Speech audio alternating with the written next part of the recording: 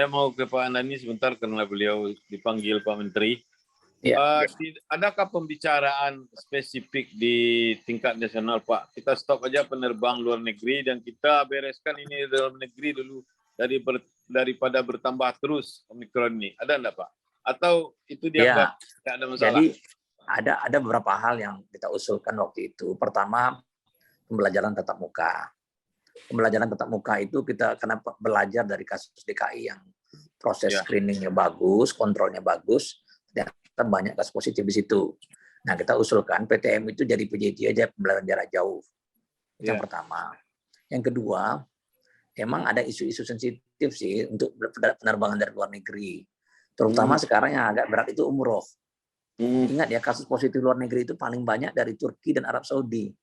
Iya. Nah, ini yang jadi problem, dan umroh kita hampir 10% positivity rate-nya. Yang positif sampai di sini. Jadi isunya sensitif sekali, saya katakan. Memang saya nggak tahu juga gimana cara menjawabnya, nanti jadi problem juga gitu. Dulu memang kita usulkan penerbangan luar negeri itu kita batasi semuanya, ya. Tapi di luar, jadi gini, kadang-kadang kita ini gimana ya, kalau kita lihat orang di luar negeri tidak pakai masker, wah Inggris tidak pakai masker, di Turki nggak ada pakai masker, di Amerika tidak pakai masker, kita jangan mencontoh itu gitu. Angka kematian di Amerika itu sekitar 580 per 100.000 penduduk, di Inggris itu 500 per 100.000 penduduk, angka kematian mereka besar. Artinya kebijakan yang mereka pakai itu udah salah gitu. Itu harus kita lihat gitu. Jangan, jadi kalau kita kadang-kadang kan seolah-olah sangat anti sekali pakai masker. Padahal itu sebenarnya kan biasa-biasa saja, tinggal merubah perilaku kita. Betul kata Pak Dev tadi, mau itu Omikron, mau itu apapun ya, nggak usah pikirkan, yang penting bagaimana kita semua selalu berpikir untuk melaksanakan prokes. Pandemi itu belum selesai, ya. Bagaimana kita menjalankan prokes, gitu kan? Itu aja yang penting sebenarnya. Makanya karena tidak bisa menghambat orang dari luar negeri, maka dorongannya adalah dorongan ke arah prokes. Permasalahannya Pak Haji, terus terang saya katakan, sampai di mana kepala daerah kita paham masalah ini? Itu pertanyaan pertama kita sebenarnya. Yang mau mereka turun tangan langsung memastikan bahwa semuanya dengan prokes gimana? Coba kita lihat, bermacam-macam usulan kita sampaikan, tapi tidak jalan-jalan juga. Masjid-masjid nggak pakai masker. Itu saya lihat di pasar-pasar tidak pakai masker. Banyak toko-toko buka tidak pakai masker. Kalau di Jakarta semuanya sudah pakai peduli lindungi, kita hampir tidak ada yang pakai peduli lindungi. Ya, masuk sekolah itu sekarang aturannya harus pakai peduli lindungi itu untuk orang tuanya. Nah, kemudian untuk siswanya ada namanya active case finding, ada pemeriksaan berkala untuk sekolah-sekolah yang buka. Apakah kita melakukan itu? Tidak juga gitu.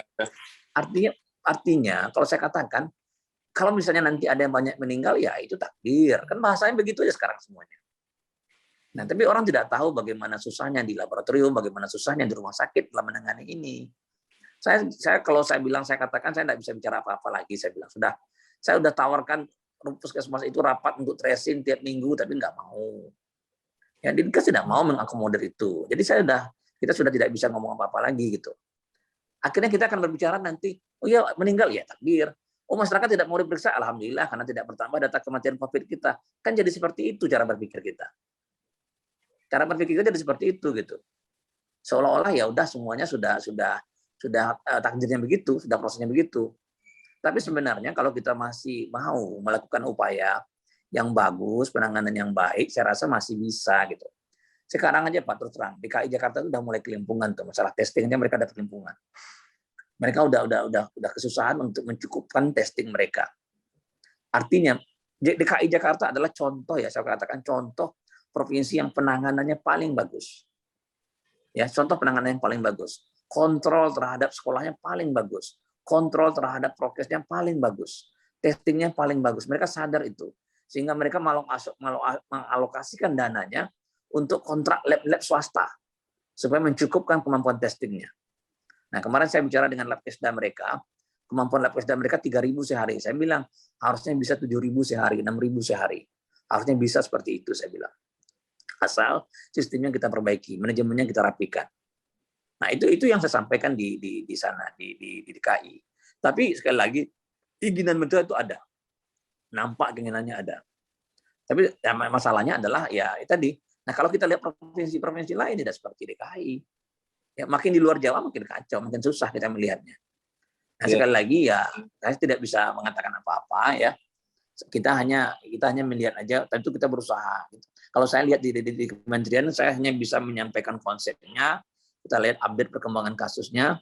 Kebetulan untuk pandemi ini banyak ke saya sekarang, sehingga kita hanya banyak memberikan rekomendasi yang berkaitan dengan masalah-masalah seperti itu. Jadi dan kementerian juga tidak punya akses banyak kepada para gubernur, bupati, dan wali kota kalau saya lihat kondisinya. Itu yang nampak Pak Haji. Intinya sama seperti Pak Freeman. Nggak usah pusing-pusing mau Omikron mau apa sama aja, itu masalah nama aja. Yang penting itu adalah bagaimana prokes itu kita jamin. Nah, kalau Sumatera Barat mau selamat, Sumatera Barat mau sedikit orang yang meninggal, maka kita laksanakan prokes dengan baik.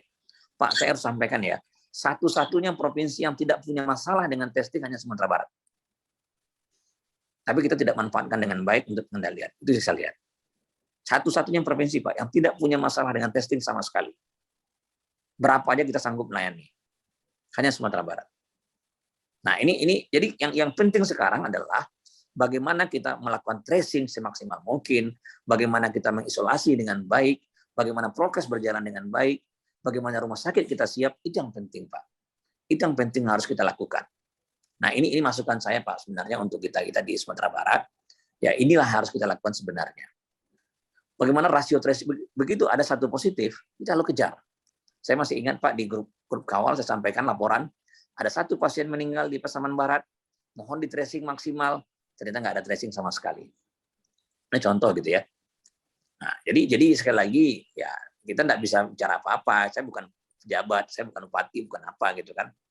Jadi saya nggak bisa ngomong apa-apa lagi dalam masalah seperti ini. Tapi saya selalu ingatkan bahwa kasus kita masih ada. Yang meninggal akibat COVID di Sumatera Barat itu masih ada. Ya, masih ada. Makanya tracing itu harus kita dorong. Karena kasusnya masih baru, kita dorong tracingnya lebih banyak, 25 sampai 30 untuk setiap kasus positif.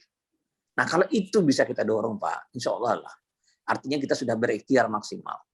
Tapi kalau semuanya kita serahkan ke alam saja, apa yang terjadi ya, saya nggak tahu bagaimana jawabannya itu. Saya kira itu Pak KJ, saya terus terang mohon izin untuk keluar dulu, ya karena ada pertemuan lagi dengan Sekjen. Jadi sekali lagi saya mohon izin Pak KJ dan Bapak Ibu semua, Pak Depriman, Terdidi Herman, selamat bekerja di rumah sakit Wisma Atlet sekarang sudah harus mulai dikurang-kurangi itu pasien-pasien yang asimptomatik jangan masuk ke situ juga. Gejala ya. Betul. Jangan masuk juga karena nanti kalau kan dari luar negeri yang banyak. Dari luar negeri yang betul. Banyak. Dan memang luar negeri kan kalau ya ini luar negeri itu kan masalahnya kan isolasinya nggak jelas, yang ada cuma tempat karantina yang ada kan. Ya, jadi betul. begitu mereka positif mereka masuk ke situ. Takutnya yang orang hotelnya juga kena, Dokter Andani ya. Orang-orang hotelnya kena Omikron itu yang menyebarkan lagi. Penyebaran pertama di DKI itu memang dari luar negeri, ya. Tapi jebolnya bukan dari situ, jebolnya dari salah satu lab yang ada di bandara. Jebolnya di situ. Itu bocoran Pak Gaji itu, bocoran itu. Jadi bukan. Jadi jebolnya di situ. Tapi kalau untuk kontrol kita di bandara, saya rasa cukup bagus lah. Buktinya kita banyak menemukan kasus kan, itu jauh lebih bagus dibanding proses sebelumnya. Kalau sekarang jauh lebih bagus kontrol kita di bandara. Yang bocor di lab itu apa Pak? Petugasnya kena atau gimana? Atau hasilnya yang petugasnya kena Pak, petugasnya kena, kemudian menyebar kemana-mana. Oh. Nah dari satu grup itu aja 30 orang positif, Omikron semua. Iya. Tapi sekali lagi ya itu katakan itulah dinamika kita bernegara. Saya tidak tahu juga cara. Tapi kalau saya jadi orang independen ya mungkin saya akan bernyanyi-nyanyi juga sedikit banyak gitu. Iya. Tapi kita tidak. Nah, oke Pak Gaji. Kapan kita lanjutkan diskusi kita Pak Gaji. Tapi terus terang saya katakan, saya cuma pesan saya itu Pak, jangan terlalu takut dengan Omikron. Anggap saja ini sebagai jangan terlalu abai. Anggap aja ini COVID juga gitu. Jangan dipandang ini tidak akan mematikan. Karena kalau kena orang tua belum divaksin, resikonya juga besar. Tapi kalau mungkin untuk anak muda mungkin tidak akan banyak masalah, kemungkinan besar gitu ya. Tapi pada orang tua yang belum divaksin itu resikonya cukup besar. Nah kita harus ingat laporan-laporan itu kan datangnya dari negara-negara yang vaksinnya sudah bagus, seperti Inggris, Amerika vaksinnya sudah bagus. Nah ini satu pembelajaran juga bagi kita gitu. Tapi sekali lagi saran saya ya sama dengan Pak Dep tadi, marilah kita bersama-sama mendorong pengendalian pandemi di tempat kita.